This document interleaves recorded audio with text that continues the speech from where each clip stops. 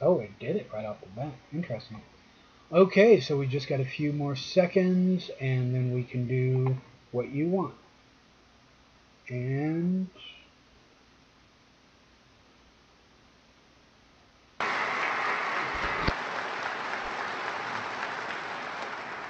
You pointed out that police would be so busy arresting handgun owners that they would be unable to protect the people against criminals. It's a nasty truth, but those who seek to inflict harm are not fazed by gun control laws. I happen to know this from personal experience. I, uh,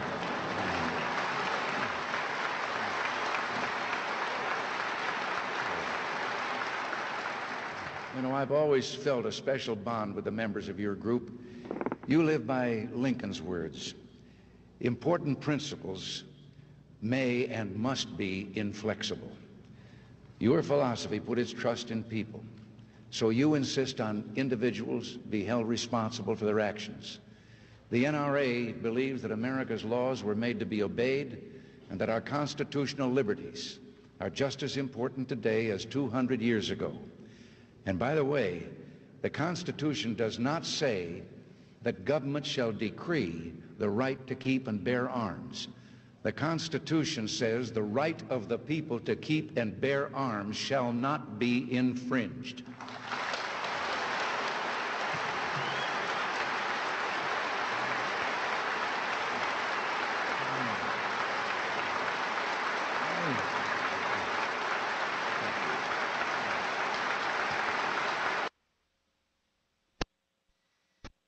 all right, you are currently here with Disclaimers by Ed. Today is March 17th, 2018. And, well, Ed, you have an unusual show planned for tonight. Why don't you tell us about it? Thank you. I will. Thank you, and I'd like to thank everybody for joining us. Tonight's going to be an interesting show tonight, or education. We're going to open up the floor. See, we're going to have this floor open for anybody tonight because we're going to get into the Constitution.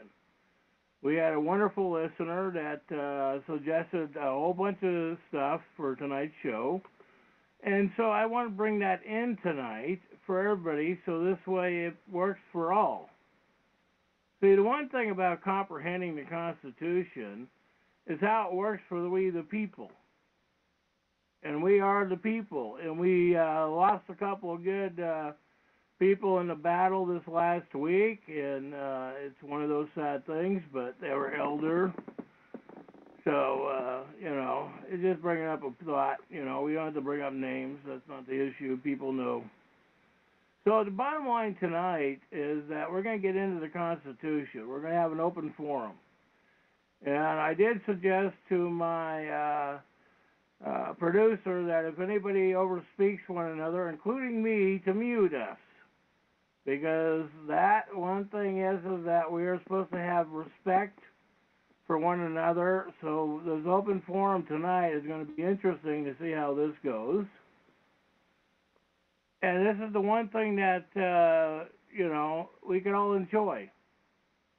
Because with this is an education for us to comprehend what's going on around us.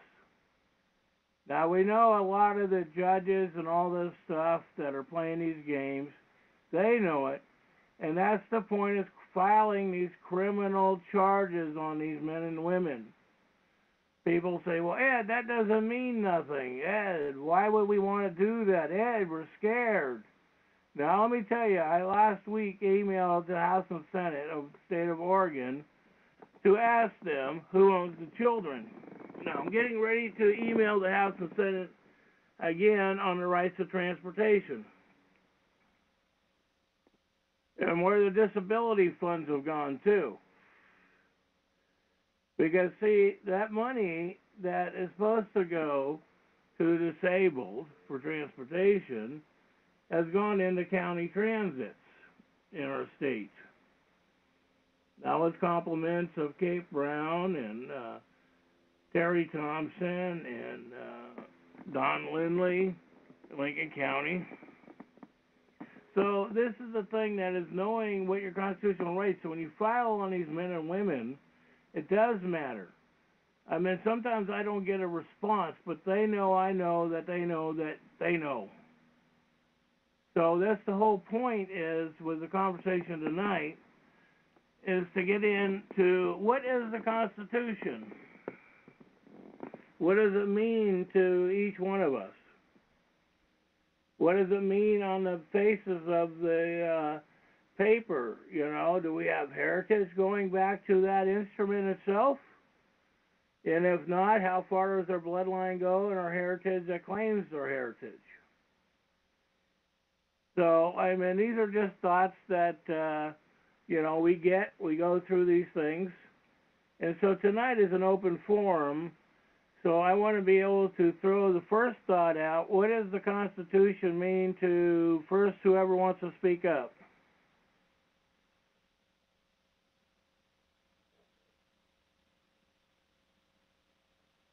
Anybody? All participants are unmuted. Oh, okay. So first man or woman speak up. What does the Constitution mean to you?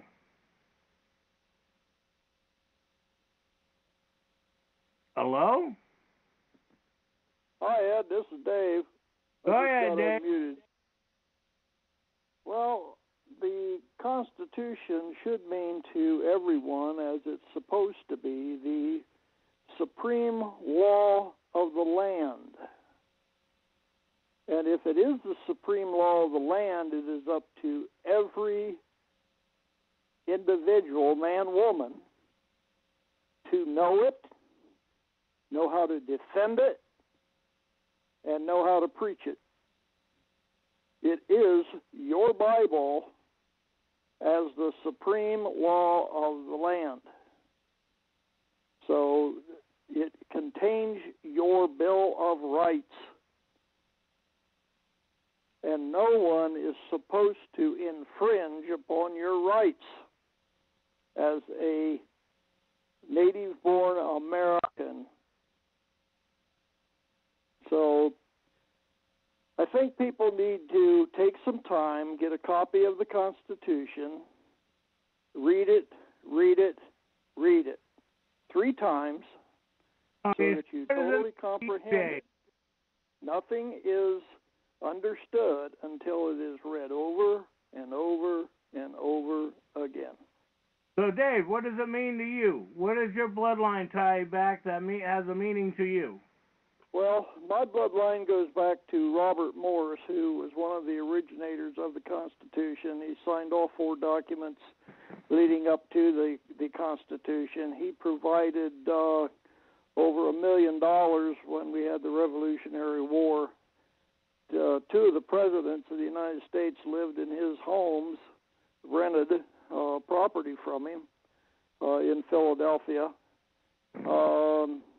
So my bloodline goes all the way back to the beginning of this country. So it means a lot, and I think that's where I got my spirit to fight and defend it. So most of my family have served in the military in every conflict or war this country's ever had. So it defending our nation runs deep in our blood. Okay. So that is the one thing that we've got tonight going, because now, see, if my bloodline is true, I mean, I've been able to prove mine back to the 1800s without a questionable doubt, but then I've been told different other information, and so it depends on what you can prove compared to hearsay, if that makes sense. So, Dave, I would say yours is not hearsay. No, it's not, Ed. The family tree goes deep into the roots of this nation. I don't have to prove anything because when I explained to the FBI, when I talked to them, that I'll be right back. The United States had borrowed over $1 million from Robert He was, in case you wonder where he got all his money, he was into transportation. He was into rental property, real estate. He was into shipping. He had a delivery service thing. So yeah, he made his money the hard way. But he was also very, very loyal to the colonists. I mean, he did what he had to do in the day to supply support for what was going on. And he did that. But the United States has never paid him back one red dime of it, according to family history. So if that one particular time when when George Washington asked him, he said, "Can you get me $1 million up here so I can pay the troops?" That's before he crossed the Delaware, and he says, "By George, you will have it." So then he hired Daniel Boone to take the gold upriver. They had to cross enemy lines to do it. The series Daniel Boone that used to play on TV actually did a show relating to that incident, and so not to make it look like it was a big deal, just an ordinary barge going upriver. There were only 2 men on deck. The rest of them were hidden in the below deck. So.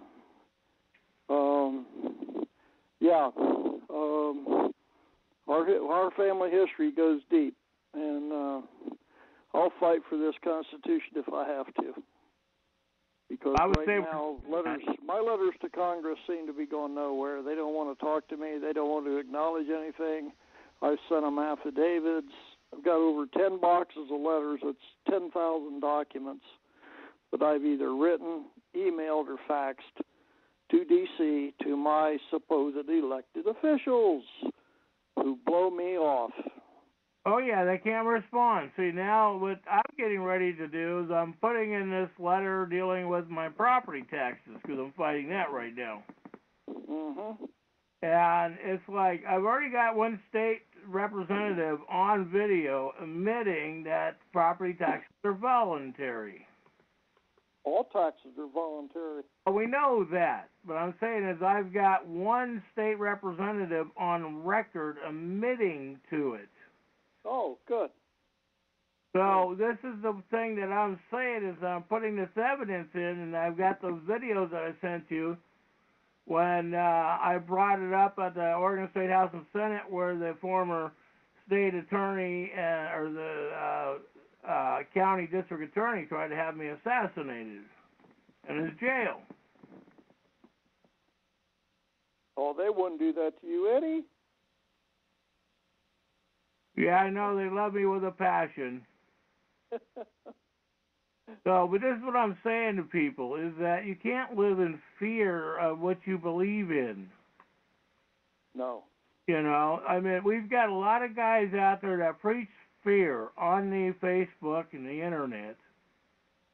And it's like, people, if you don't start standing up, what does the Constitution mean to you?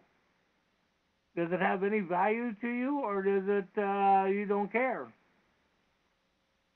The Constitution has value to me. Oh, what do they do? Oh, you're not allowed to talk about that in court. Oh, that's admissible in court.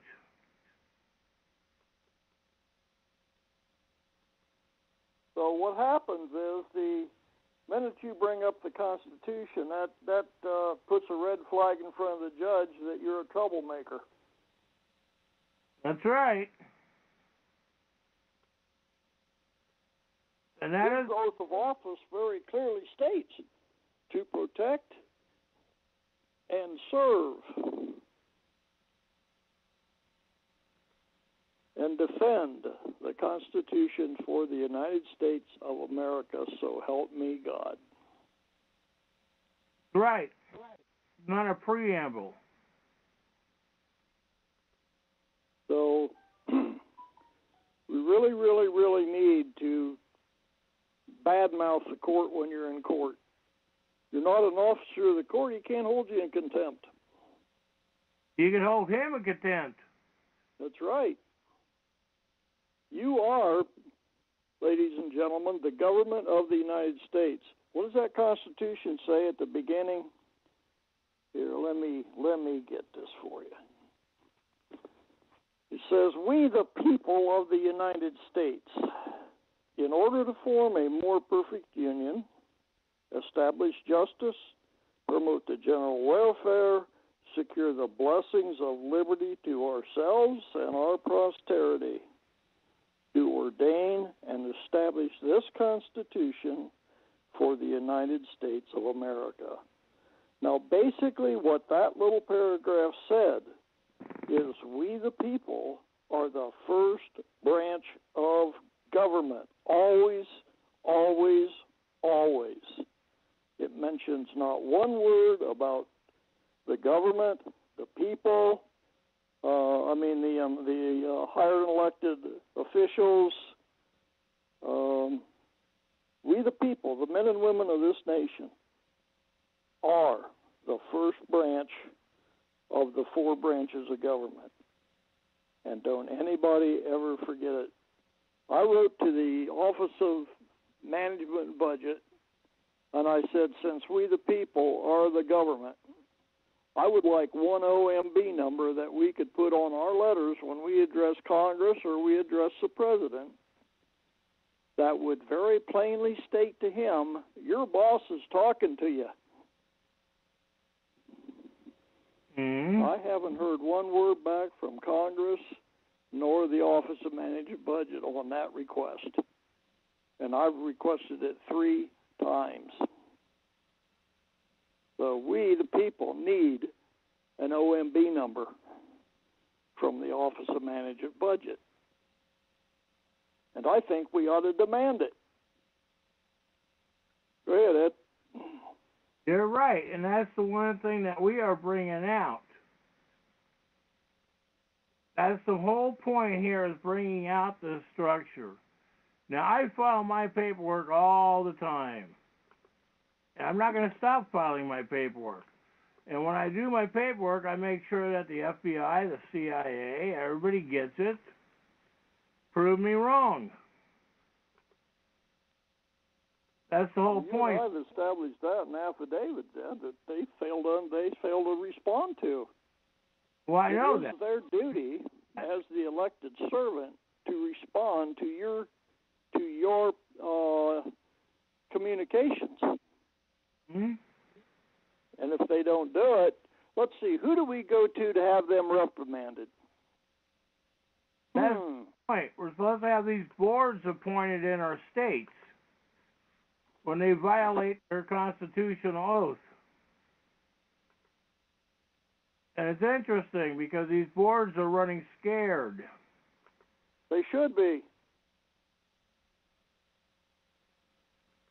You know? They've gotten by with highway robbery for centuries. Hmm. That is the one thing that people have got to come to grips over, the Constitution. All right, now let's get into this other point, seeing that nobody else wants to bring in a further conversation right now. So what does an amendment mean to you, Dave? Well, an amendment to the Constitution is the people's will to add or deduct something from the Constitution. So let's say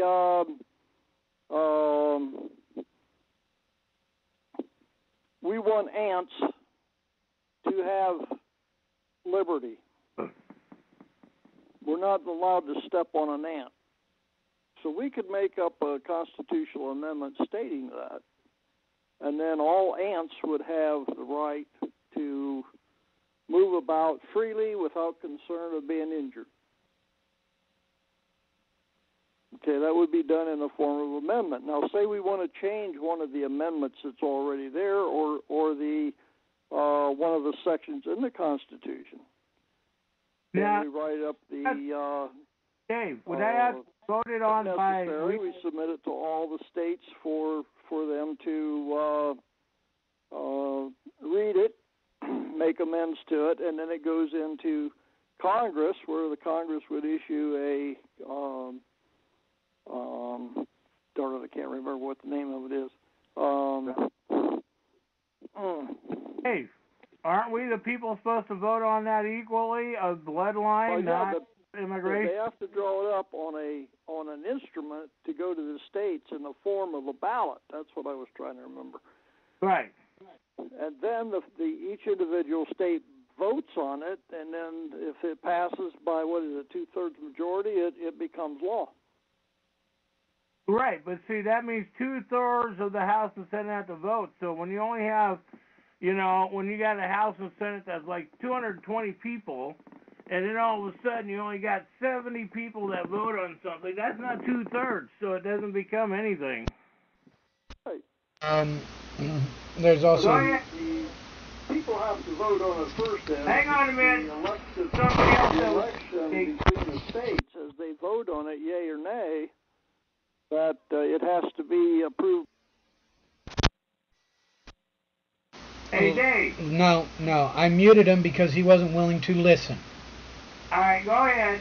Now, somebody else was speaking. That was me. I was actually going to interject and basically mention, as you were trying to say before, that only ones that can affect the Constitution are lawful bloodline Americans, not immigrants, not illegal immigrants, only those who are lawful on this soil. Right. And that's what I was trying to get that message to Dave going through, but it was like, no offense, my friend, but, like I said, it's open forum, but we're supposed to listen to one another, not overspeak one another. So anyhow, let's go ahead and, if Dave's still there, let's bring him back in. Dave, you there? Dave. I'm here, Ed. Okay. No disrespect, but that's what I was trying to get a point, bringing up a point on the situation, was that, and that's where the producer brought in a point, dealing with only the lawful bloodline could vote, and that means in the House and Senate. Because if they're not bloodline in the House and Senate, they're immigrants, their vote don't count. So when you only have 30 or 60 people voting in the House and Senate, and I've seen these things go through, and they pass them through as administrative rules, but when you only have 60 people voting or 90 people voting when there's 220 people, it cannot be admissible.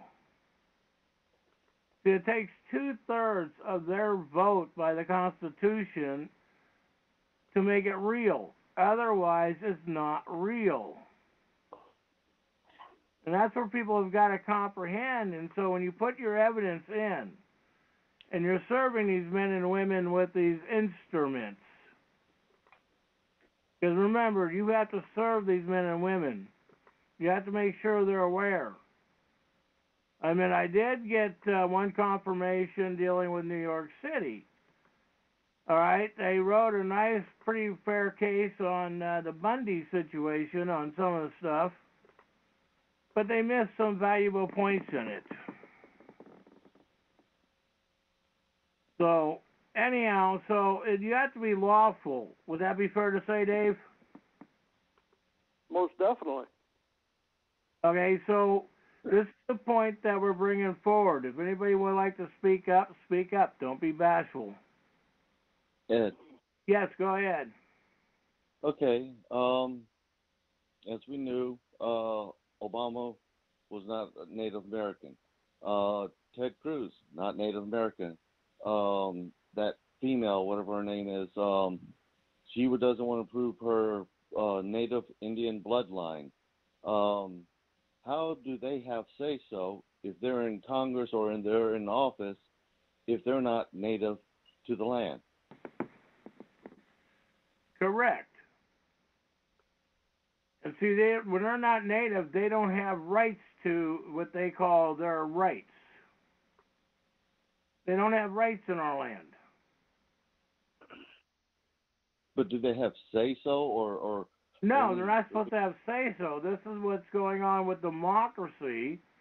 Everybody says, oh, we're a democracy and we're a Republican form of government. So it's self-governing by the Constitution. That doesn't mean that we have rights above each other. Our rights are equal. That's why when they get into the structure of what they call racism, there is no racism. Because how can you have racism among skin color?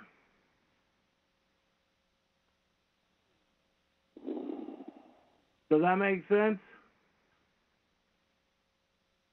Yes, Ed. So anyhow, I want to divert in one thing on the Constitution talk tonight, because we get into this a little bit, because let's talk about how when you own your child, you have ownership of your property. They can't force vaccinations.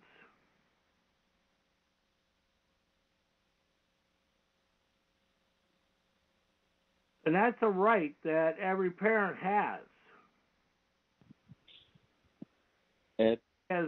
It's like the one point is that I've suggested to people on this, write a letter to the people that are going after them and ask them if they're willing to put their assets up for them. Get that back in writing. See if you're going to be followed up or will you be ignored. Does that make sense? Yes, Ed. There is no actual law that says you have to vaccinate your child, correct? Correct. No federal law?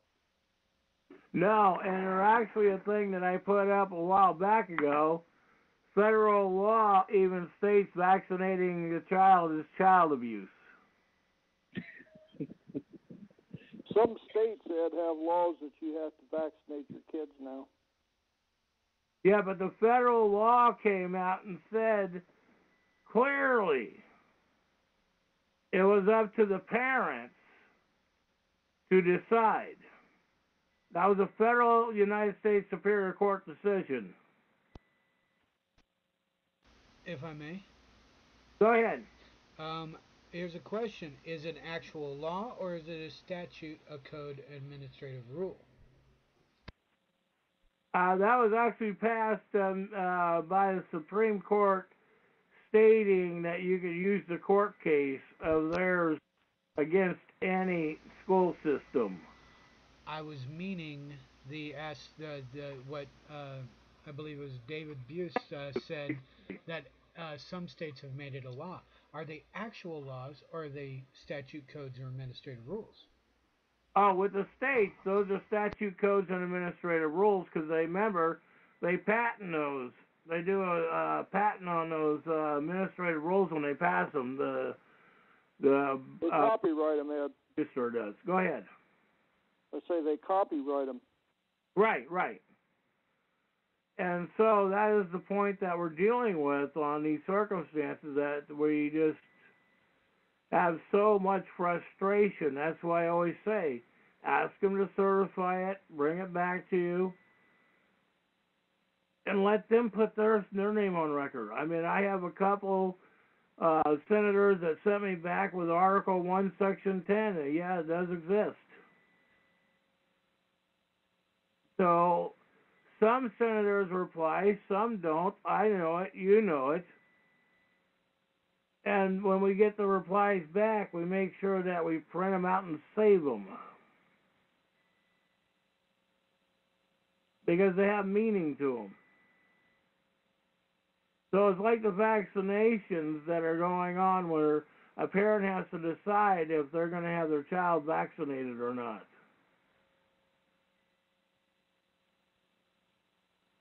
So, but you got that information I sent you, didn't you? You talking to me? No, I'm talking to Dave, the other Dave. Oh, okay. Yes, I did, and I also sent you a rough draft of that letter as you requested. Good point. But see, now I believe I sent you the federal law with it too, if I'm not mistaken. I'd have to go back and look at that. Because the federal law means a lot. Oh, I know, because the legal counsel that was for the school sent, and they were quoting codes to me, which, as we already know, are not laws, and that the federal law would trump over their code anyway. But they're still saying that, which I thought was funny, that I would have to get my daughter vaccinated by a licensed doctor or have him write a note saying it was against our religion, which that to me is funny. Well, wait a minute. Don't go with the religion point of view. Go with the point of view, or they're going to take liability. Oh, no, I wasn't taking the religion point of view. Oh, okay. I'm sorry. Maybe I misunderstood. Yeah, they wrote it. I'm just quoting what they wrote. But I found it to be funny because it has to be a licensed doctor. As we already know, Board of Examiners versus Schwimmer, 1957, nobody's licensed. So I thought that was funny. The second thing they wanted me to do was get an affidavit, which, as I've already showed you, has a red numbers, which is a bond number. So that's all they're trying to do is get money. I'd have to have that signed. Or just go ahead and get her vaccinated. But then, as you just pointed out, which I'll definitely have to look up, is a federal law which is child abuse, and that's all needs to be said right there. That pretty much shoots them in the foot with their codes. It trumps their codes.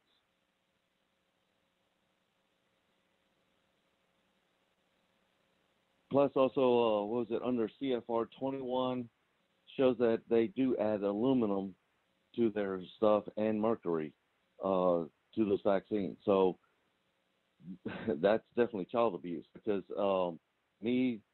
I was a quality HSC in Iraq, and I know the OSHA book, and also looked up for chemicals, and I cannot find one thing that says the legal dosage of it being okay for mercury, aluminum, or formaldehyde, or any of them. There's not, and even was it TSP, which is that trisodium phosphate, which is paint thinner. There is no legal dosage. It says immediately call what do you call it? The something for anyway, I can't think of it, for someone swallowing poison control. So, I mean, I see why they put the federal law into that. All right. But see, this is the point that when you write these letters and stand up for yourself and your children, it means a lot to them and means a lot to you. True. So that makes you know where I'm going with that? Yes, Ed.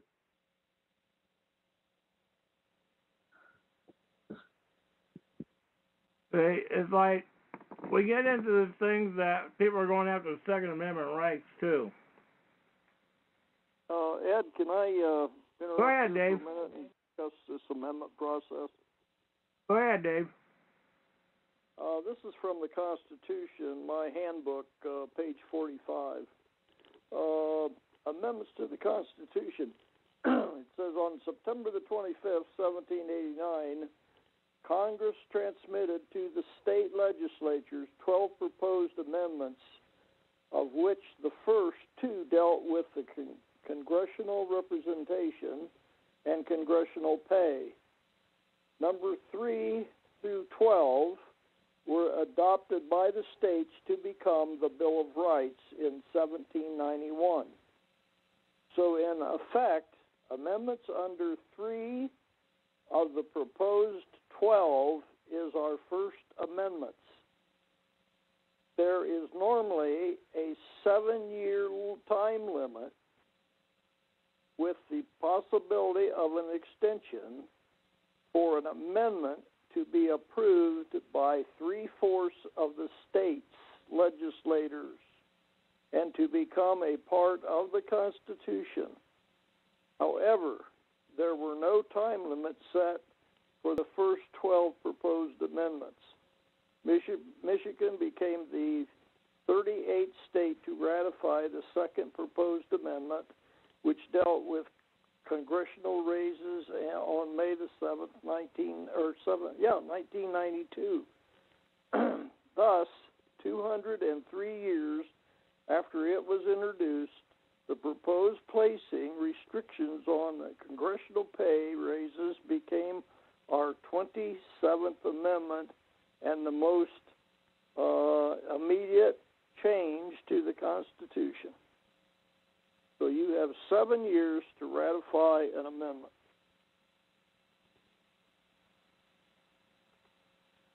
Right. And I just wanted people to know that there are time limits, and 7 years is a long time to ratify an amendment. Right. So,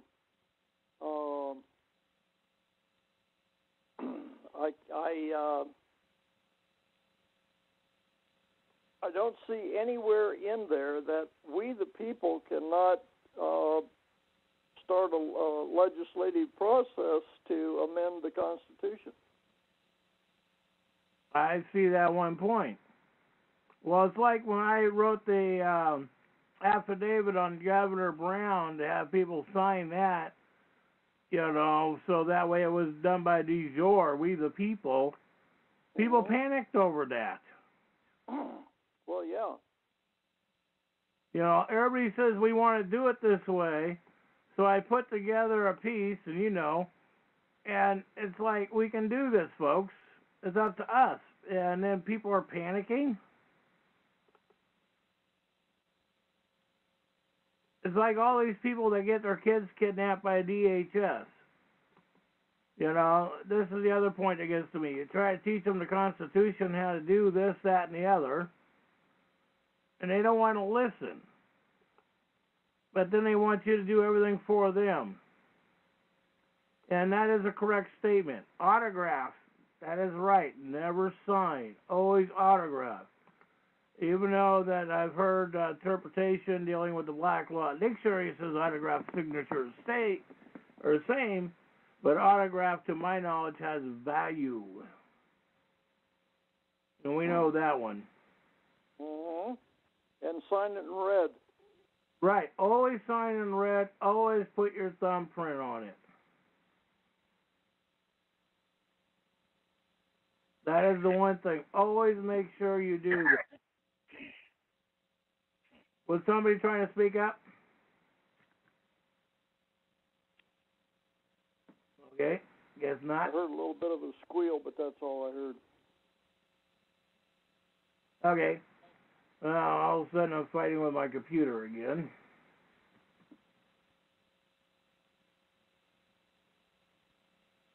So, but anyhow, this is the one thing about the Constitution. What does it mean? What does it mean to people of using it? How about the Bill of Rights? What do you think about the Bill of Rights, Dave? Well, the Bill of Rights are what gives you the freedom you have today. Without those, we wouldn't be much of a country. We would have our dictator presently elected, under the corporation, which is fraud and inducement, because there's never been an amendment to the Constitution giving Congress the authority to alter the Constitution by legislative act. In fact, there's a ruling by the Supreme Court relating to that fact, that Congress, it's dealing with the income taxes, Congress, by legislation, cannot alter the Constitution or define income as it's from the Constitution, they receive their power to legislate. Not exactly those words, but that's the short version of it. So I think it's actually read that Congress, by legislation, cannot define income, since it cannot alter the Constitution from which it derives its power to legislate. And within such power, and it goes on and on. So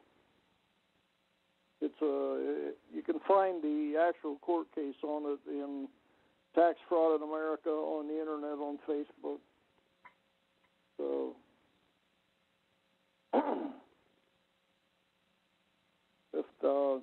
since we're talking about taxes, make sure you file your 1040X form this year and get your money back.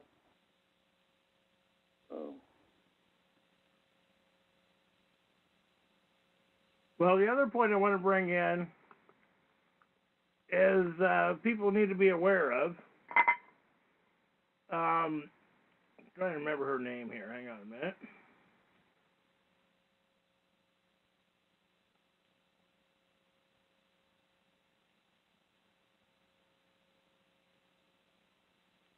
There we go. Do you want to talk about the Second Amendment? Say that again. I can barely hear you, Dave. I say, did you want to talk about the Second Amendment? Yeah, I want to get into that here in just a minute. Oh, okay. But I want to get into this where Judge Administrative Court system illegal after 81 years. Mary Jo White is a former Security and Exchange manager. And she came out and brings up all this stuff about the court being a fraud and the Constitution. And I email this around a lot to people. And I tell people, do the research. Because when you have these people that are speaking out and are admitting what's going on in our system, we need to get behind these people and thank them. It does help writing a thank you letter to these people. You might not think it means nothing to you, but it does mean something to them. Mm-hmm. But go ahead, Dave, on the Second Amendment. Let's get into the rights. Well, I want to cover one other thing before we hit that. Okay. That's dealing with the people who have never read the Constitution, and they claim that we are under a democracy. You cannot serve two masters. Article 4, Section 4 of the United States Constitution plainly states, the United States shall guarantee to every state in this union a republican form of government, and shall protect each of them against invasion and or application of legislature or of the executive when the legislature cannot be conveyed against domestic violence. Now, I don't know about you, but that pretty much tells me that this is a republic form of government. May I? And what does the Pledge of Allegiance say? I pledge allegiance to the flag of the United States of America and to the republic for which it stands. One Hey, Dave. Visible with liberty. Hey, Dave, hang on a minute. We have a may I. Oh, okay. Go ahead, Yeah, Mayor. Yeah. Regarding some of this conversation, I was talking to a district attorney, and the district attorney whom we were talking about the case in particular. And I says, well, I'm operating under the Big L law, Organic Constitution. The district attorney made it clear, yeah, I know we operate under the Little L law, but we can throw you in jail with the Little L law, and we can cost you a lot of money with the Little L law. They know they're operating under the Little L law. If you want your rights, you generally have to prove them. The conversation I had with this district attorney was a wonderful conversation. I couldn't believe all the things that I got out of it, showing two different jurisdictions, just like the 14th Amendment where there's some writings by attorneys and others that say the 14th Amendment is the second Constitution. That's all I have to say for now. Okay. You've got a valid point. Go ahead, Dave.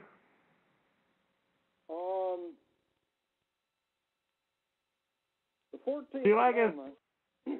14th Amendment, I understand, was never lawfully ratified either. And I'm trying to remember, Paul Andrews Mitchell on his webpage has stated that as a fact. Now, for those of you who don't know who Paul Andrews Mitchell is, he is a former aide to the United States Supreme Court justices. And so he has a website, supremelaw.org. So you might want to take a look at his website and find out which one of our amendments he says was never ratified. And I'm believing for the 14th was one of them. So I'll turn it back to you, Ed. Well, I agree with you, Paul. He's got a lot of stuff. He put out some more stuff today. I posted his stuff off and on the Facebook sites. So, no, Dave's got a wonderful point, you know. And the thing that is, a lot of people want to do this state attorney general stuff and all that. To me, that's the title of nobility. You're making a claim by the system of the system with their name. So, I mean, it's just food for thoughts, you know. It's like the one thing is that when our Constitution became in place, you have to comprehend that these men and women traveled around the world, that came to this country, that put things together for us, so they've already been there. They've seen it. They witnessed it. They know the devastation.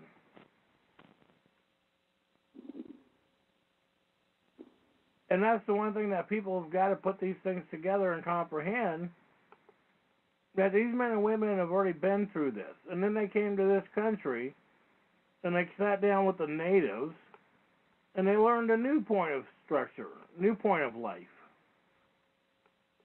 And then all of a sudden we're going through this white racism stuff that they're trying to make us battle each other with each other, which is stupid to me. Because why are we sitting there arguing when we know we have equal rights? All we have to do is know who's lawful and legal in the country. That's simple.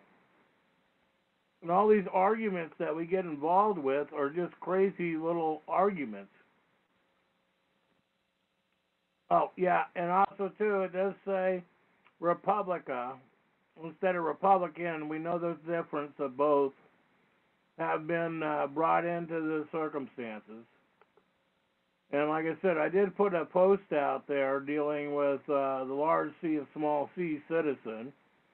I'm getting ready to send that out to people in the state, House and Senate, because I'm battling with them right now on a tax issue, which I'm still asking them to prove.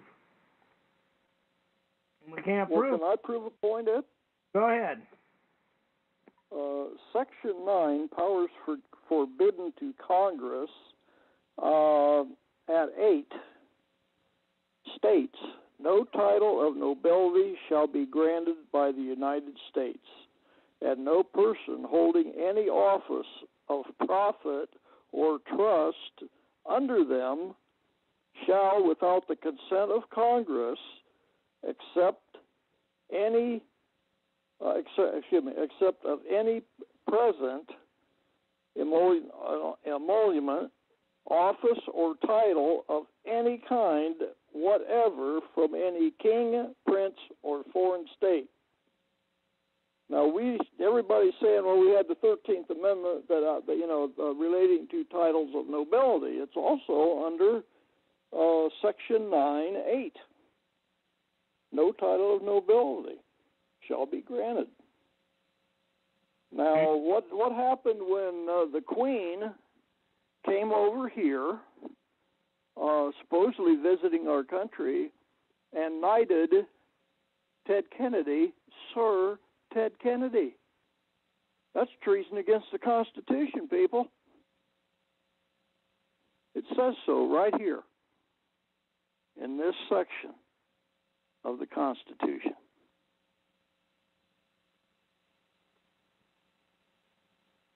Supposedly she came over to talk with the president, ended up talking to Congress, and she knighted Sir Ted Kennedy. That's a foreign power, people. And not one person, I think, except me, wrote a letter to his congressman raising hell about it. And as usual with my three stooges in Washington, I didn't get a response. Now, if they think that's disrespect for Congress, well, yeah, it is. But, well, you know how we animals are. We pretty much say what's on our mind. We bark our piece.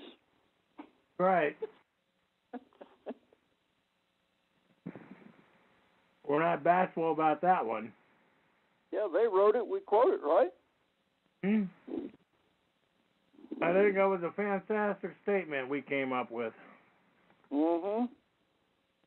And if we get into term limits, we can also prove that Congress was never meant to be a career. Wasn't it 4 years maximum? That's it. Once you've taken an oath, you're not allowed to run for public office again.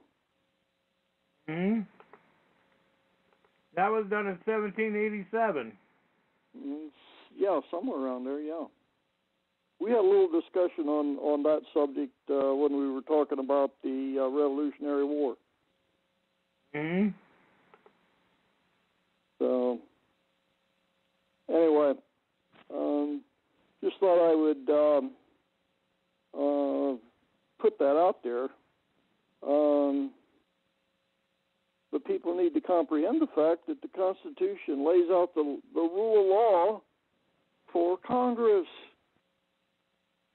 They don't have the balls to follow it. Well, they get paid too much money not to follow it.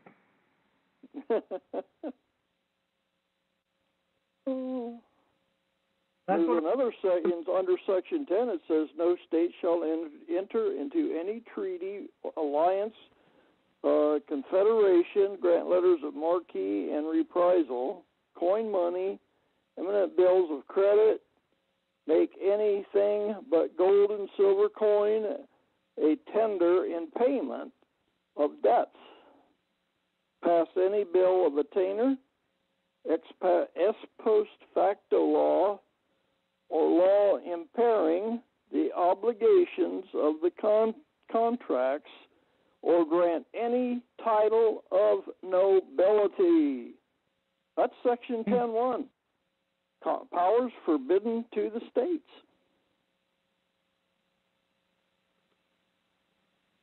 No title of nobility.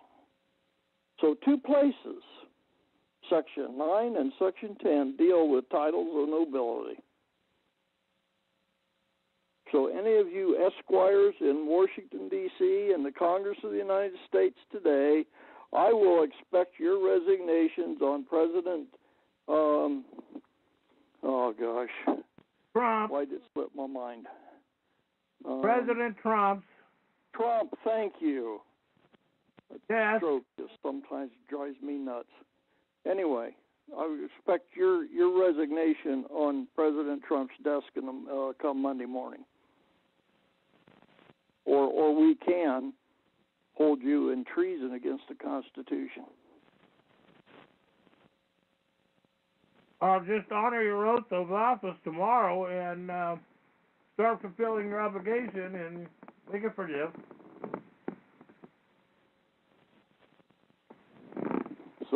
Because you do it that way. However,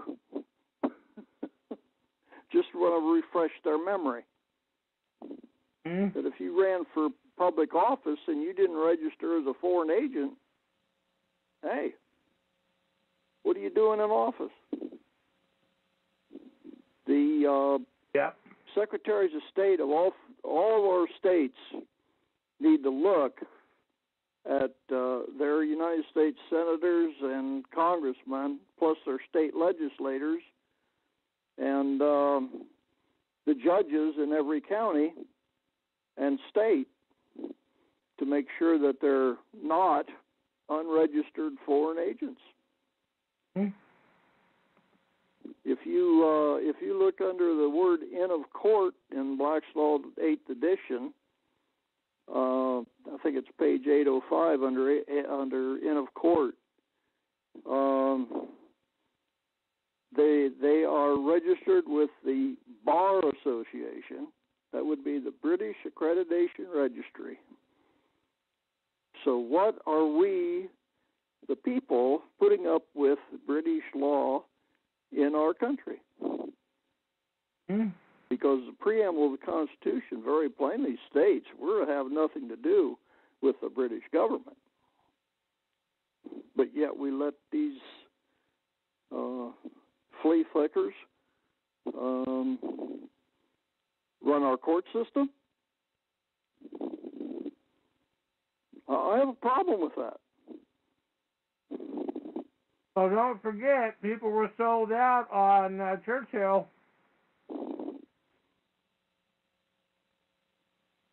Well, that's true, Ed. But if you're looking at the corporate entity as a whole, there's a section. I'm trying to remember how this is because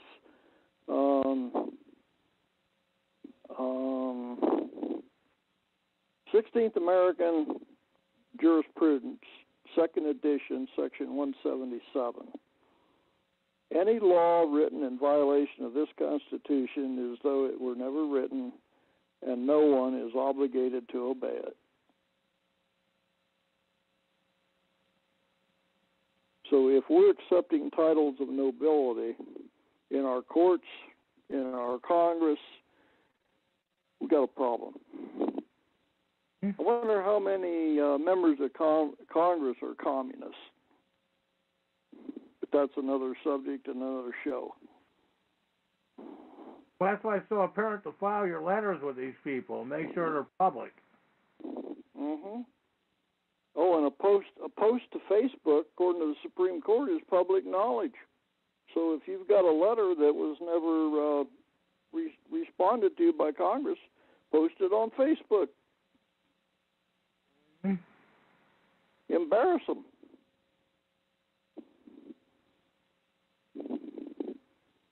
So, yeah. They don't want nothing to do with you. Start doing that one. No, I know.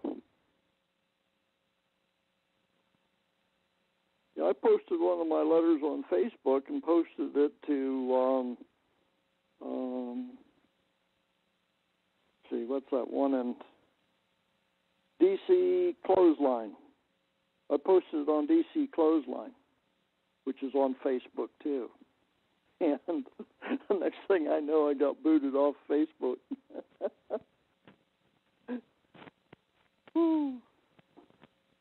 That's been a while. I asked some nasty questions in that letter. They didn't want to put their John Henry on a letter responding to me. In fact, Ed, how many responses have we had from Congress in our affidavits?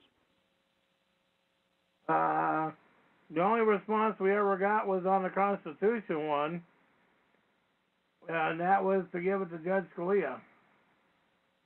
Yeah, and I think that got him killed.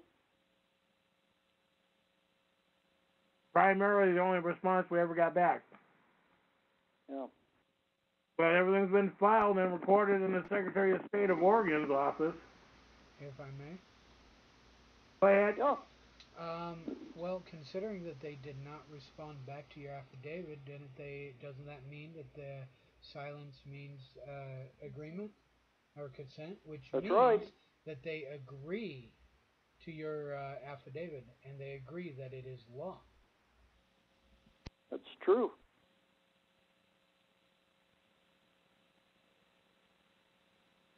What was it that Trump said about affidavits?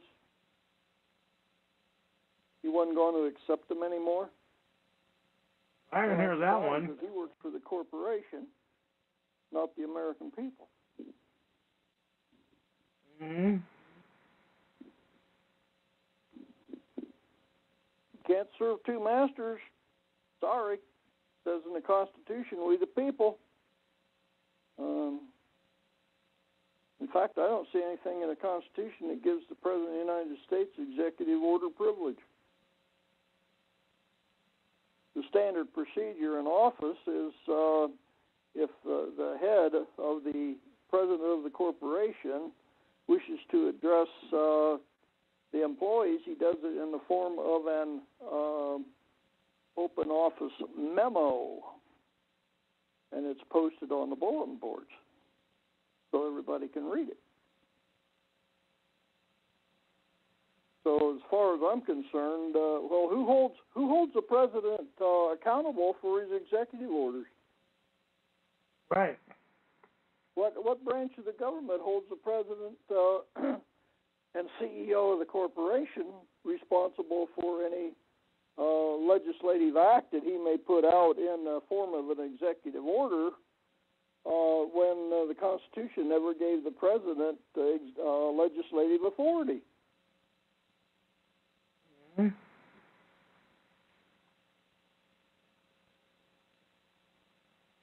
We the people never gave him. I think we have a problem with not only the states, because they think everything that comes flowing down through the channel from the federal to the state, they don't have a right to question. That's how stupid they are. So I don't care if they like it or not. Somebody needs to hold the President of the United States accountable for his executive orders. Now, if he's giving an executive order to the Joint Chiefs of Staff,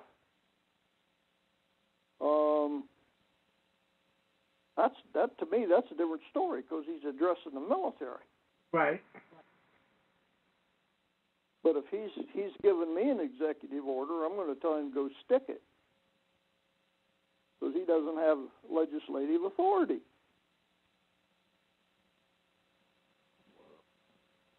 Read the job description of the President of the United States. I don't see anything in there that says executive order privilege. Well, the only authority he has is executive order.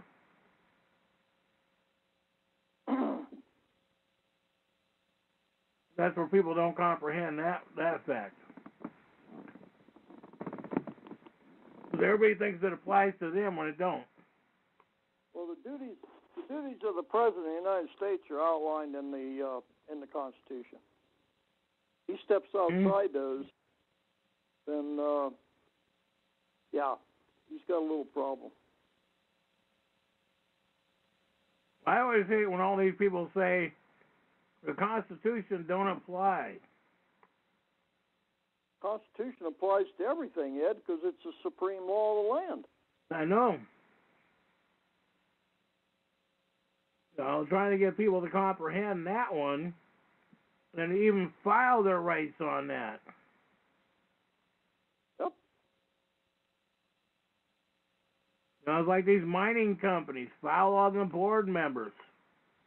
File on the people that run the corporation. They're liable. That's exactly right.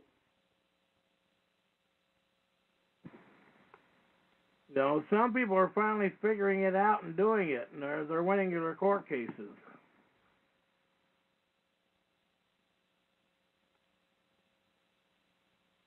And it does happen. The Constitution does exist so long as you know how to use it. And don't forget the preamble. That's right. And what was the other document that came in just before the Constitution? Bill of Rights?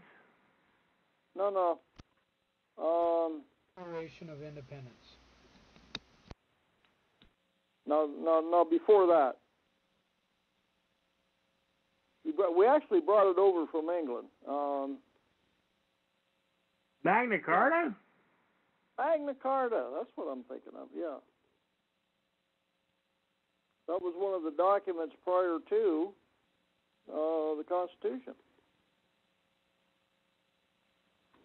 That's where we laid it out for the Crown. You don't have the right to do this anymore. Well, we were a stubborn group back then. We actually stood for something. Yeah, I know. That's when we had pride. Yeah. But, boy, we've come a long way. Not teaching the Constitution in our schools, to me, is a sin. Mm-hmm. It's actually considered fraud because deliberate withholding of information, cause one to act to his detriment, is the definition of fraud. And if you're not teaching the kids of this nation the Constitution, that is deliberately withholding information, causing them to act to their detriment because they do not know their rights under the Constitution. And those school systems could be sued if one of their students gets in trouble. Mm-hmm. Under fraud. So can the teachers. Oh, yeah.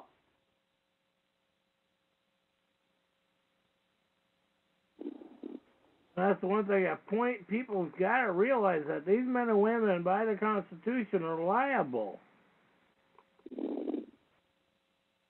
That's why it's so simple when you go after them, file them on a personal deal. But you have to do it as the injured party. Yep. You are the corpus delicti, injured party. Otherwise, that's what you want to put on your paperwork, too.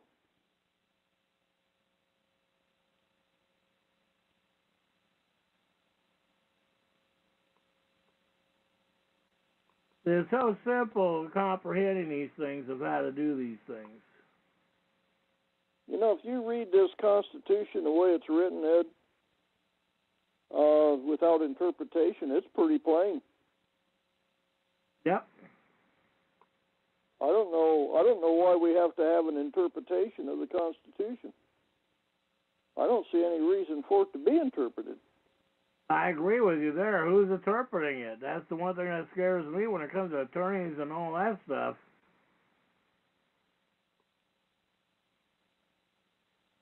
You know, that's the one thing that terrifies me.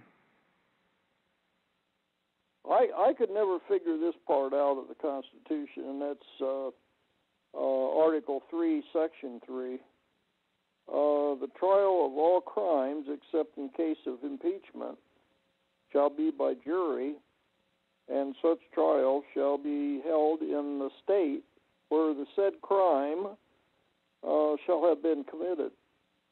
But when not committed within any state, the trial shall be at such place or places as the Congress may by law have directed.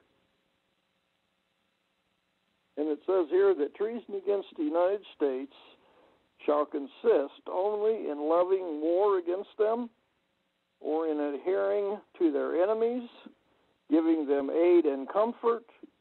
No person shall be convicted of treason unless on the testimony of 2 witnesses to the same overt act, or on confession in open court. The Congress shall have power to 2 declare the punishment of treason. No attainment of treason shall work corruption of blood or forfeiture except during the life of the person attainant.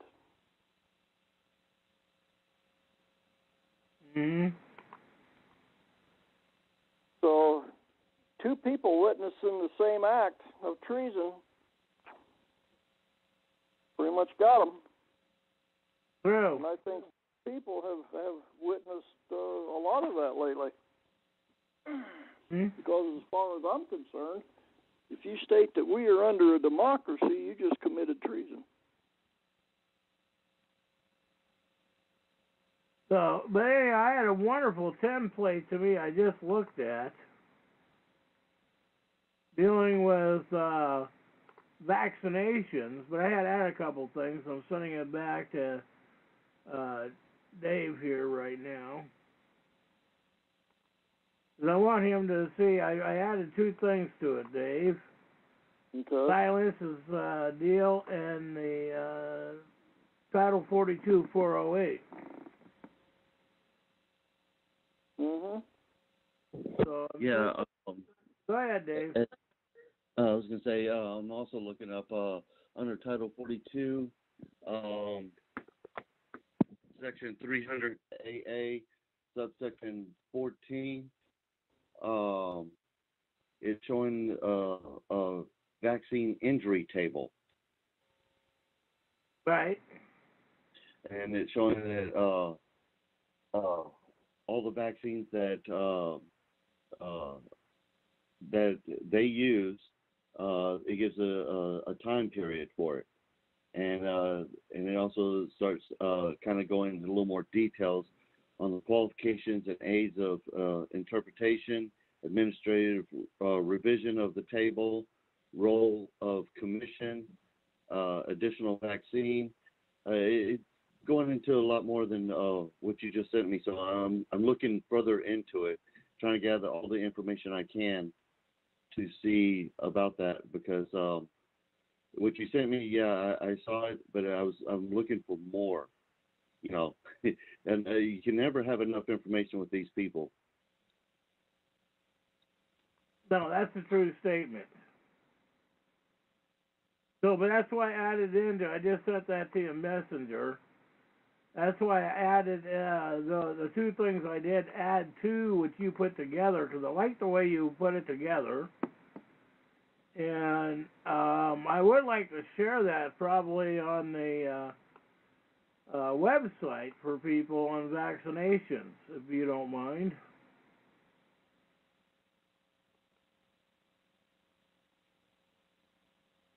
You there, Dave? Yes, I was going to say, yes, go, please, share it. It would be a great template for other parents to use, and to put out there, and let them, you know, something just quick to grab and say, oh, yeah, this would be great.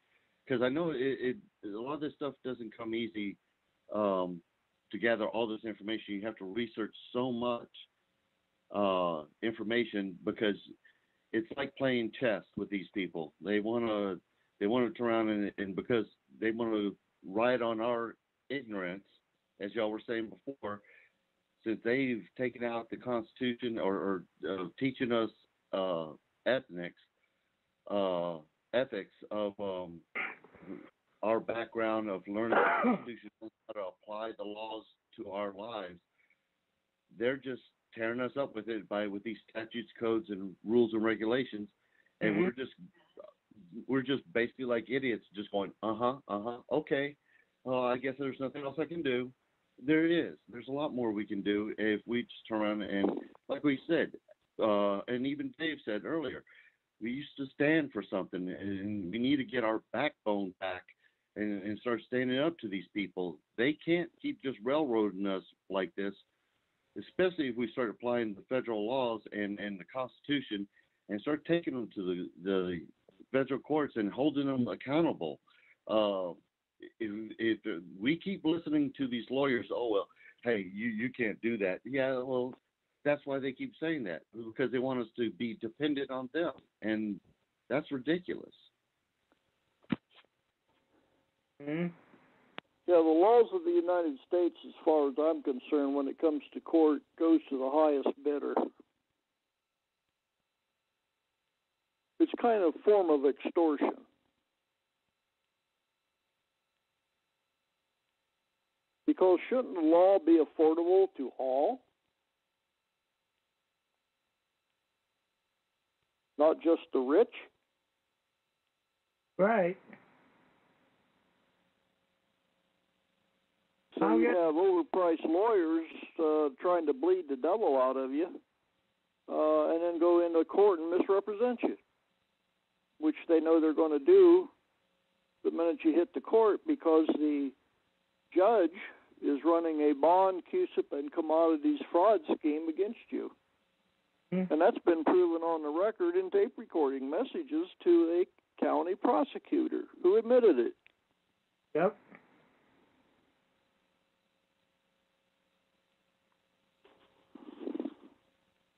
Why do you have to establish jurisdiction when you go to court? Shouldn't the court already have jurisdiction? So why is the first thing when you write a case going into court, I give the court jurisdiction in the matter? There's something rotten there. Judge Ann, I love her, put it pretty plain.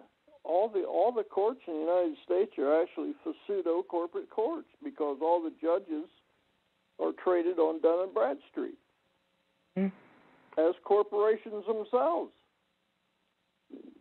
So the Clearfield Doctrine applies to the judges and the United States corporation.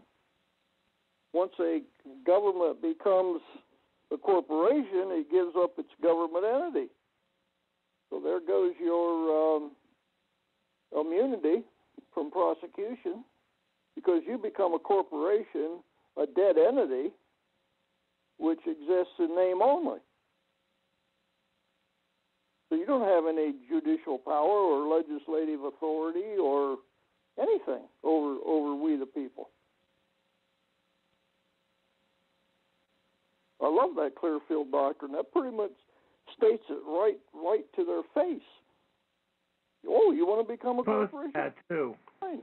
You give up your government entity. July 25th, I think it was, 1932. State of Florida, United States of America, Corporation Company. Yep. Yet the Constitution says any authority given under the authority of the United States. Catch that now. Authority under the United States, not the United States Corporation. That's why the national debt is the money they owe us, and we don't owe them, because no authority to borrow money against our good names, faith, and credit was ever given to the corporation.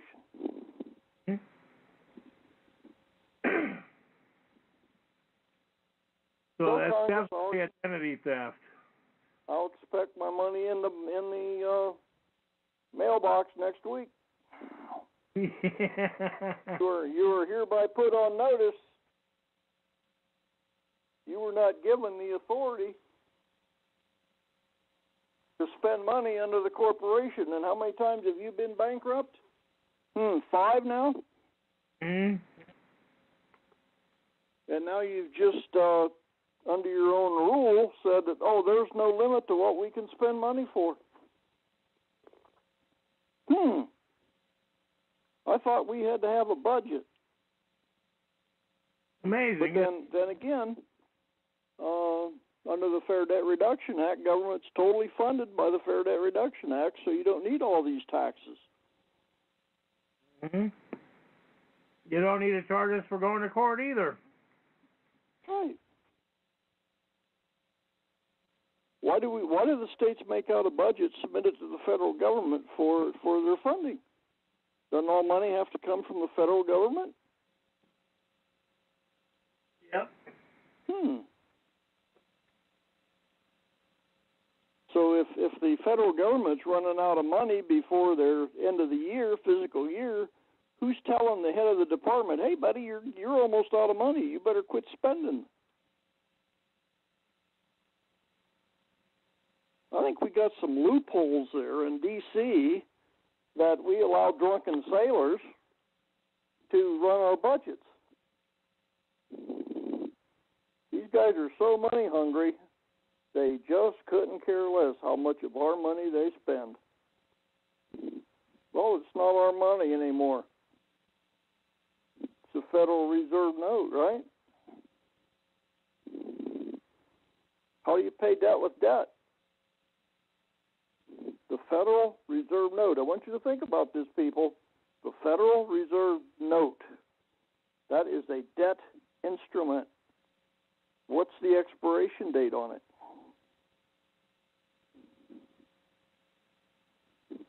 So if you're paying debt with debt, you're only discharging the debt. You're not paying it.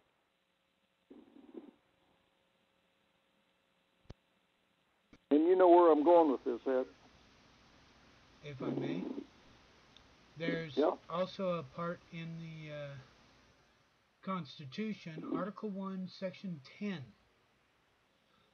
No state shall enter, hold on, I'll get it again, but it basically says cannot coin money, emit bills of credit, which would be a debt note, right? Mm-hmm. Make anything but gold and silver coin a tender in payment of debts. That's also, it says no title of nobility too in there too. But the thing is, by doing the Federal Reserve note, the debt note, they're going against the Constitution right off the bat. That's exactly right. So that's why Roosevelt began his bond fraud against everybody that's born. His certificate of live birth. What was that, Ed? 300,000 bond on each certificate of live birth. Ed? Yeah, I'm here. What wasn't the certificate of live birth bond? Wasn't that 300,000? No, it was 630,000. Executive Order 2040. Okay, I stand corrected. So you're worth more there than I said. But then when the certificate of live birth goes down to your state's Secretary of State's office, and they issue you your birth certificate, and then that goes back up to the county coroner and to the health department and to the vital statistics department and Census Bureau. The Census Bureau puts a $1.2 million bond on that, and they send that over to the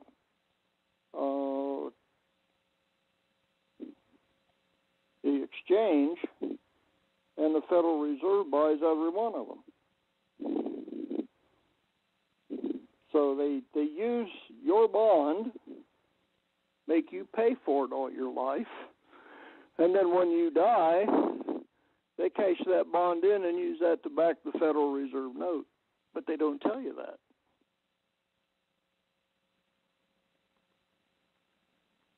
So if the bond is in your name in the first place and you die, shouldn't that go to your estate? Your heirs? Absolutely. So why is it that we, the people, aren't receiving our parents' bonds? Mm-hmm. They're in our name. They're not in the government's name. That's called grand theft.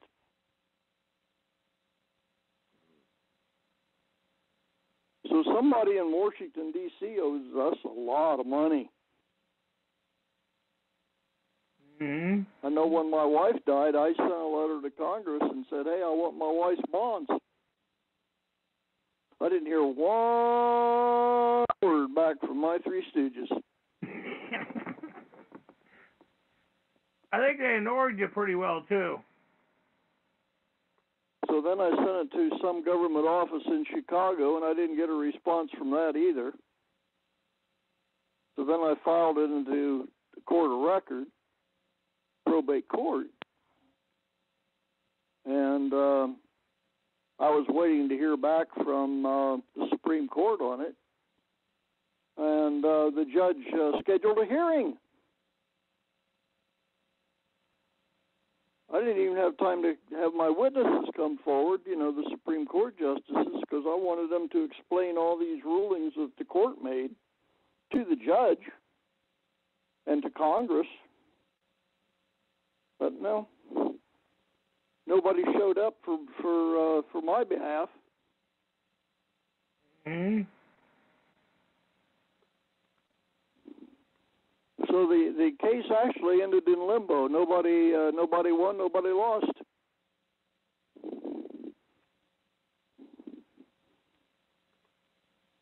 Well, it's interesting. So the bonds are still an open issue for anybody who wants to claim them. If they belong to your parents, that should have gone to their estate and or survivors. Correct. That's the same deal with your Social Security money. That's money that they took from your paycheck. That should be all that money that's left at your death, because I know my father-in-law turned 62 and was dead within 7 days after he turned 62. He never drew one penny from Social Security. What happened to all that money he paid into that? That's private funding. That isn't government funds. Mm-hmm. That's taken out of private individuals' exchange, wage for labor exchange. Doesn't belong to the federal government. They stole his money.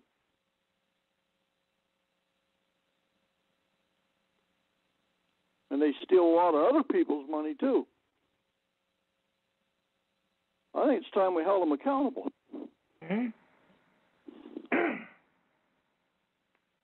The only way we're going to do that is by putting these letters in. Mm-hmm. Yeah, I'm not arguing on that, Ed. I got more letters getting ready to go out this week. Well, our affidavits pretty much spoke the truth on that issue, too, Ed. Oh, I know. So we go into court, we present our affidavits. What's the judge going to say? Well, you got to get it approved by Congress. No. We gave Congress the opportunity to answer, and they didn't do it. Hey, we put it in record at the Oregon State House and Senate in public hearings, so it's been in record.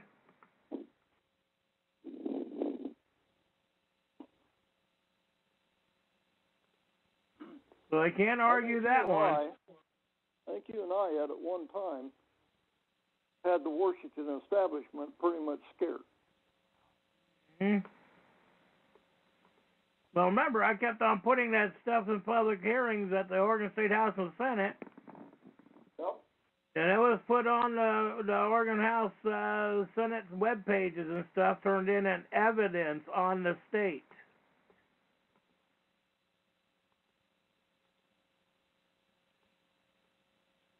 So, like you said, we've been there, we've done it. We're not, And that is the point. These things do matter. You might not think they matter, but to your elected and public service members, it matters to them because you watch them how they're squirming. And believe me, they are squirming. Yep. That's why democracy is they're holding each other basically in contempt of each other, so tight, but when the ball starts letting loose, they're all going to start falling, and they know it. Pretty much. The main thing is that we need to see, you know, the Clintons either arrested or gone. Well, it goes back further than the Clintons. No, I know that, but that's where people started waking up to a lot of this was the Clintons. Yeah, you're right. Because once that domino falls, the rest of them will start following. I guarantee you, if they can collapse the Clinton trust accounts and all that stuff, why would the Chelsea Clinton Trust give money to the Hancock County court system for turning children over to them? Is that a bribe? Oh, yeah. And they did this to several other states and attorneys and who Children Protecting Services turned their kids over to the foundation. They're dealing in human trafficking now. And these men and women do know it. Don't let them try to tell you they don't know what they're doing is wrong. They know it. Well, hear people all the time says, these people don't know what they're doing. Oh, they're good Christians. No, they're not. I gotta agree with you on that one, Ed. You know, I get tired of these people going with that formula, and it's like, if they were so good, then why would this be happening? These men and women know it. Sure. I've been at the Capitol. I've talked to many of these men and women face to face on things. You know, and they know what they're doing. That's like ADHD, the fake mental disease that says I have attention deficit disorder. Everybody has it. That's based on what study, Ed? Well, I know the study. I was one of the guinea pigs. But everybody has attention deficit disorder. It's like when you're traveling down the street and you look at a beautiful woman walking by, or if a woman's looking at a guy that she finds attractive, that's attention deficit disorder right there. So I can't believe they got away with this stuff for 35 years of putting kids on Ritalin and all this shit for this. May I, Ed? Go ahead. It's my understanding and my evidence that everything is corporations, that the lawful government is vacant. There are no lawful governors, there are no lawful constitutional senators, congressmen, everyone else. They're all taking an oath to a corporation. Mm-hmm. So why, if these people are just working for corporations and they take a different oath, not the lawful constitutional oath, and they're employed by corporations,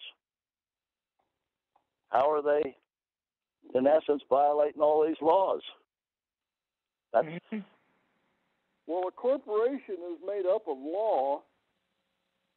So if they obey one, they have to obey all. If they don't, they should lose their corporate license and bond. Right, but we have to file on those corporate bonds and licenses for that to happen. I ask you, yeah. Go ahead, man. I agree. You have to hold them to it. But it's very hard to hold them to it because when you hold them to the law, they have their way of moving that guy out of the area right away that you'd have to come after that's violating the law. Mm-hmm. I wanted to get a lawful oath one time, and over 16 months, every federal judge was recused from the case because none of them would put their lawful oath into the case. Won the case after 16 months. No federal judge would put a lawful oath in the case. Didn't have a lawful oath. Because he never took one. And you know, Ed, you know that in Oregon, none of the judges take a lawful oath. Yeah. Even the Supreme Court judges for the state of Oregon do not take the lawful oath. That's right. And that's treason against the Constitution. Well, if all the Constitution offices are vacant, how is it treason? Somebody's got to have some form of redress of grievances, and so it's the corporations. Small L law. Right. Well, the corporation has no right to a redress of grievance. It's a dead entity. But they're there because the lawful office is vacant.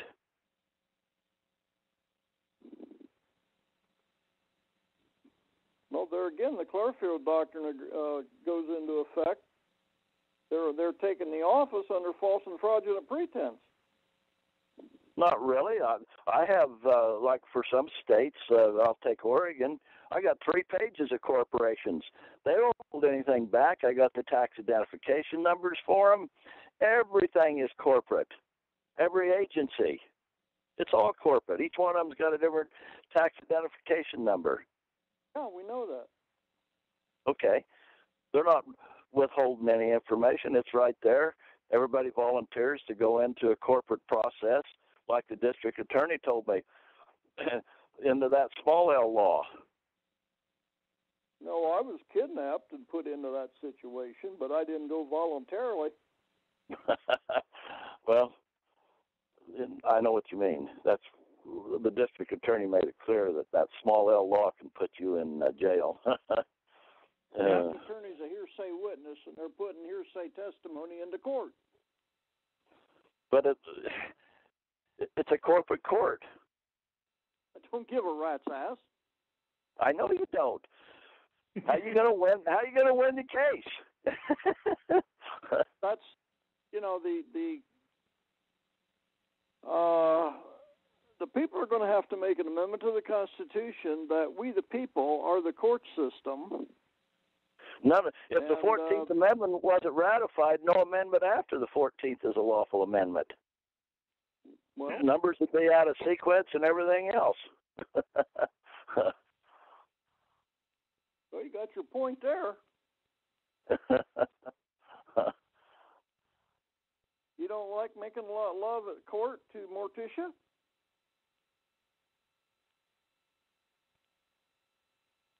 Do what? I say you don't like making love in court to Morticia?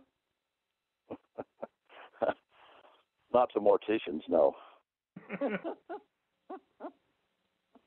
That's Lady Justice. No wonder she wears a blindfold. She can't stand to look at the crooks.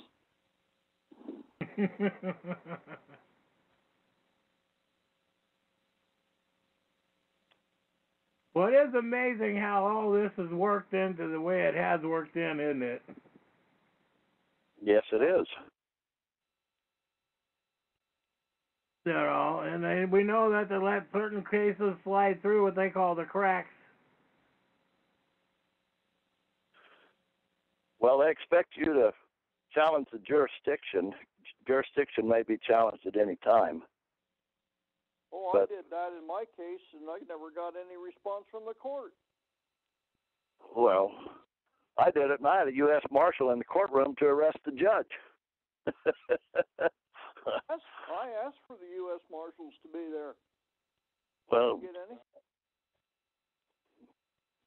I done mine slightly different, probably, than the way you did it. More than I likely. just got in his face and said, "Where's the U.S. Marshal I asked for?" This Mine was done. Over Indians. We have to put. Somehow you didn't have the teeth in your document. I don't know what was missing. Well, I didn't get to write any documents. They wouldn't give me access to pen, paper. You should see what they give you to write on when you're in jail. This little stub of a pencil, the lead in it is so light you can't hardly read it after you write it. They don't give you. That's when you do a show cause hearing. Remember, under their own system, they're supposed to operate very fastly on a show cause hearing, why they're giving you cruel and unusual punishment, and why they're denying you due process of law without the paper and the proper pencil Richland and County, sharpener. Ohio is noted for due process of law violations. Well, somebody's not suing them and taking them off the bench. Somebody's not doing. They charged me with a fifth-degree felony for sending a fax for a second party. I don't read faxes before I send them to people. I could get my butt sued over that crap. Well, the corporation. Either they're going to put that thing on the fax machine, hit the number, and hit send. They charged me with a fifth-degree felony, aggravated menacing, because one of the words in that fax had supply body bags or something. I never read it, so I don't know. Well, anyhow, let's get back to the Constitution, guys. That's what tonight's conversation is supposed to be about. It is a constitutional issue, Ed, because it's violation of your civil rights. That's 14th Amendment. Mm-hmm. You either have Constitution rights or you got civil rights. If you're a black-ass nigger on the American plantation, you got civil rights. You don't have Constitution rights. Well, there's one in there called trial by jury, and that's in the Constitution. I agree.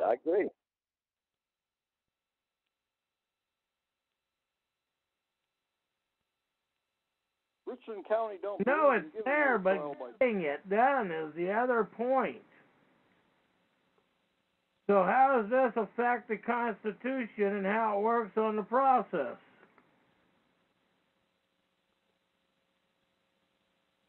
Well, let me put it to you this way, Ed. I live in Hancock County, where I sent the fax from. Mm-hmm. Okay. I didn't know who I was sending it to. The girl gave me, they said, fax it to these three numbers. And I did. There wasn't anything on there. This one goes to the governor, this one goes to Children's Protection Service, and this one goes to the U.S. Marshal Service. Right. Which I found out later. And they got a grand jury indictment against you. Yeah. Yeah, of course, the deputy sheriff lied on his report, but nobody wanted to hold him accountable. But then he was Richland County's paid lawyer because he got caught perjuring himself in 3 other court cases involving Richland County. So he was their paid lawyer.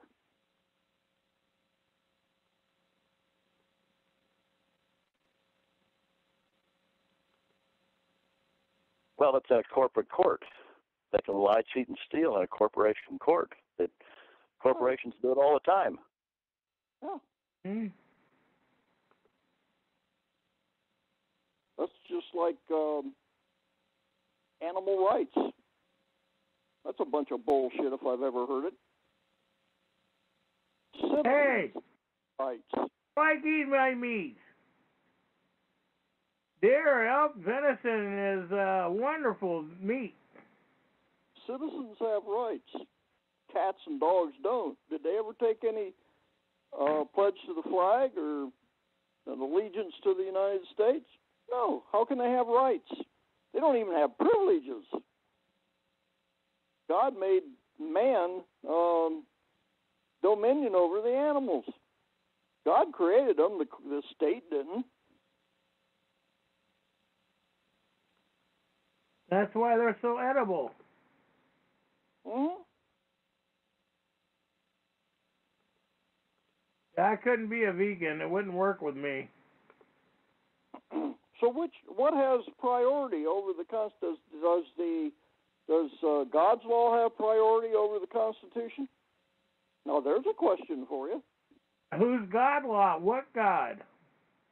Well, it says in the beginning God. Oh, I'm sorry, they were talking. It's in the big God created? You think he was playing a baseball game? But that's what we're told. But who's God? What God? Why God? Well, the Creator. He's known by several names, no, not just God, you know. Yeah. So. Well, which one of these lower courts is upholding God? Which one of these corporation courts upholds God? None of them. But yet the church controls the courts. They make their Well, now you're getting to more of this small L law. We either are big L law, capital C citizens, or we're small L law and small C citizens. Right. Which is, well, have you got it certified from the higher powers, which you are? Well, what law you're going to proceed? Courts are controlled by canon law, which is of the church, Catholic Church, and the Jesuits are in charge of the clerk of courts office and other of the legal system.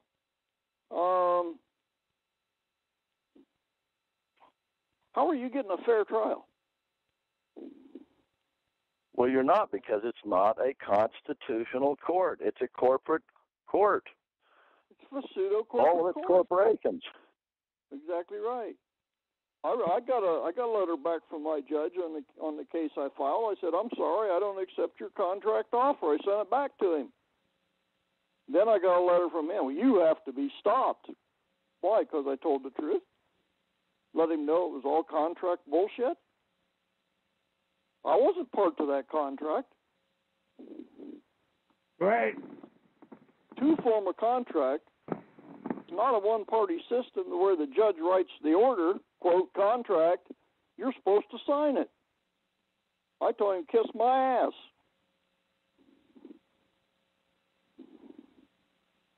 He didn't like it. Prove me wrong. He didn't like that either. Well, he's a corporation judge. He wants you to He is. comply. He wants you to comply. I know, and I didn't do it. And he probably said, well, that'll be contempt of court.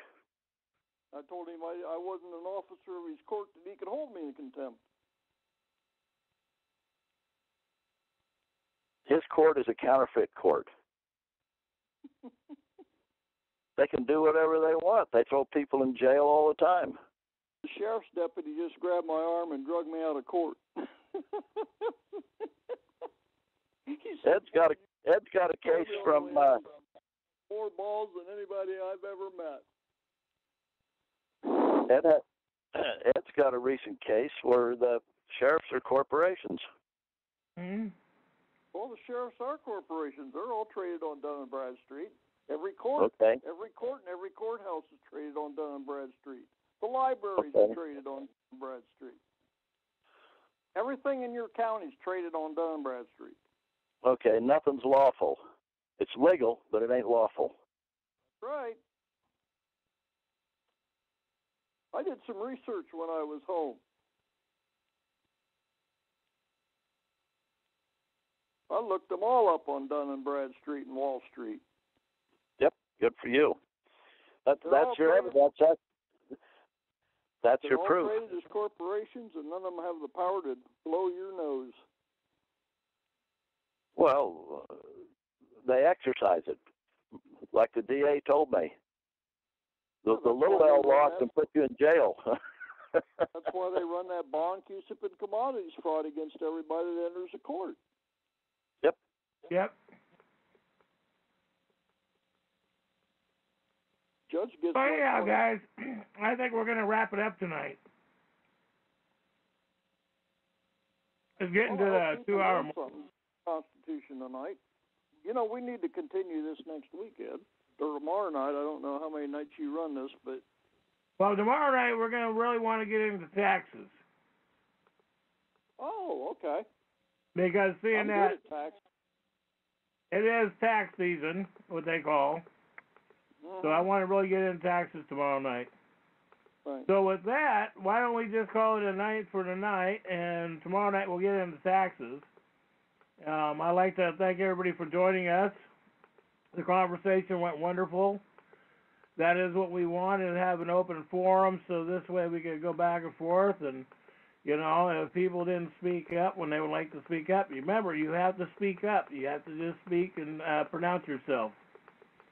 So anyhow, with that, may the Great Spirit bless you. May Mother Earth look over you, and may the Creator keep you safe. All participants are muted. Thank you for listening to Disclaimers by Ed Johnston. It is March 17th, 2018, and I will agree, read the Constitution, the organic Constitution, not the corporate Constitution. There are two different types of constitutions. Read it multiple times. Fully comprehend. And you know what? Even the Constitution, I would stand under the Constitution, so you can understand the Constitution. But the organic Constitution. So read it multiple times. Learn what it means. If you don't comprehend what certain words are, you're in an age of information. Ignorance is a decision, not really an option. You decided to not know what the words mean. So learn the best you can. The more you know, the better you're able to protect you, your loved ones, and your bloodline. Thank you again. Have a very good night. See you tomorrow when we have another taxing show.